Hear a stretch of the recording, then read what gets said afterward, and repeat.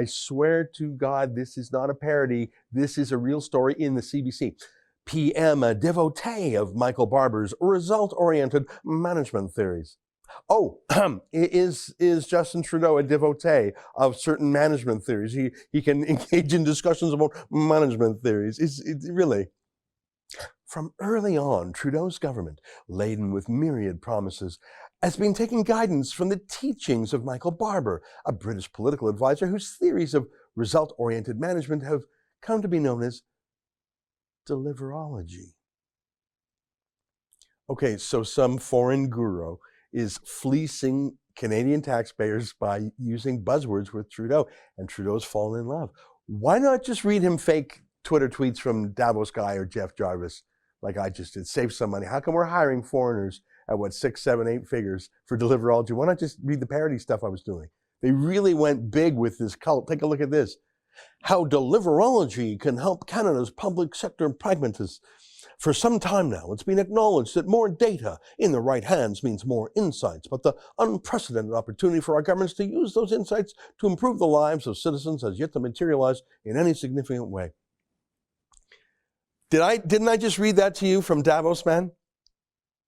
I'm going to skip to the last sentence in this article. I swear this is real.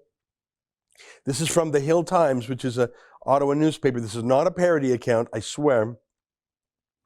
Thankfully, more pragmatic public sector minds could live by a more data-driven definition of the concept. The feedback loop enabled by the internet and big data has created an opportunity for a data-fed virtuous cycle between government and citizens. Tapped into, we could create a system based on facts and solid measurements that lets the promises keep themselves. Promises keep themselves. It's like budgets balancing themselves. If deliverology gets us that far, perhaps Sir Michael Barber's knighthood was well earned after all. I swear to God, that's real. Do you know what any of that means? No, you don't. It doesn't mean anything. George Orwell called that duck speaking. Oh, he's a good duck speaker. It's like that art installation taxpayers bought years ago. Remember that? Voice of Fire? Those 3 lines. I'm sorry, it's like someone talking for 10 minutes about the deep meaning of Voice of Fire and why it's worth millions, and you're nodding along. They're just making it all up. They're just seeing how far they can go, and you continue nodding. They'll just see how far they can go.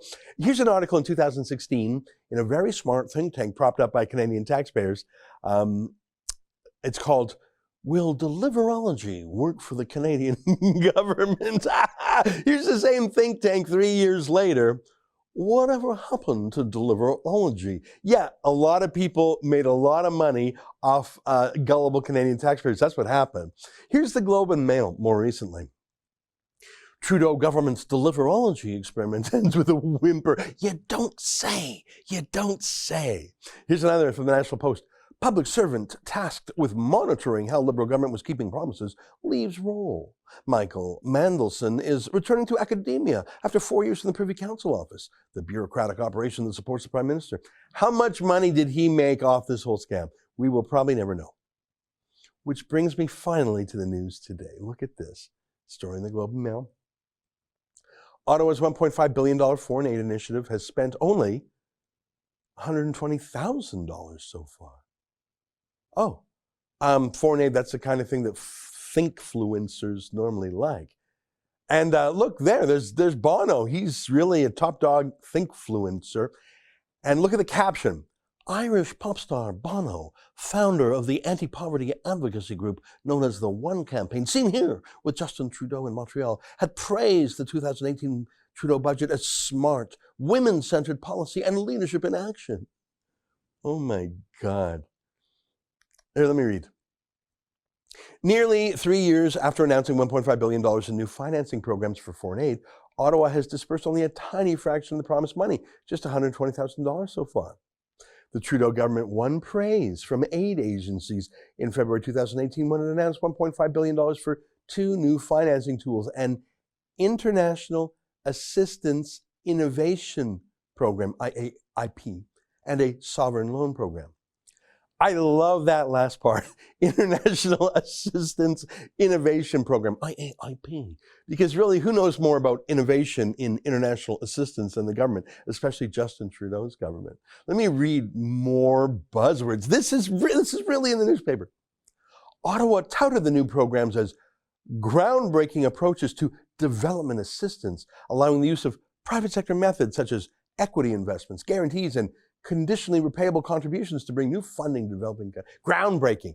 You've got to use the word groundbreaking innovation when you have an international development assistance program. You've just got to. That's what the parody Twitter accounts would say. You just got to add the word women-centric and coding and you're set.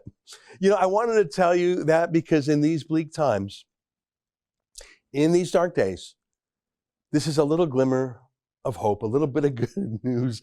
The buffoon in chief, the blackface boss, the groping guy, the serial lawbreaker under the Conflict of Interest Act. He tried to spend $1.5 billion and he just couldn't do it. He only managed to spend 120 grand only. That, my friends, is a little miracle. May all of Trudeau's projects fail so spectacularly. That's an excerpt from my daily show, the Ezra Levant Show. Every day I do a monologue on the news of the day, then I interview an interesting guest, and then I read my hate mail. You gotta subscribe. Go to rebelnews.com.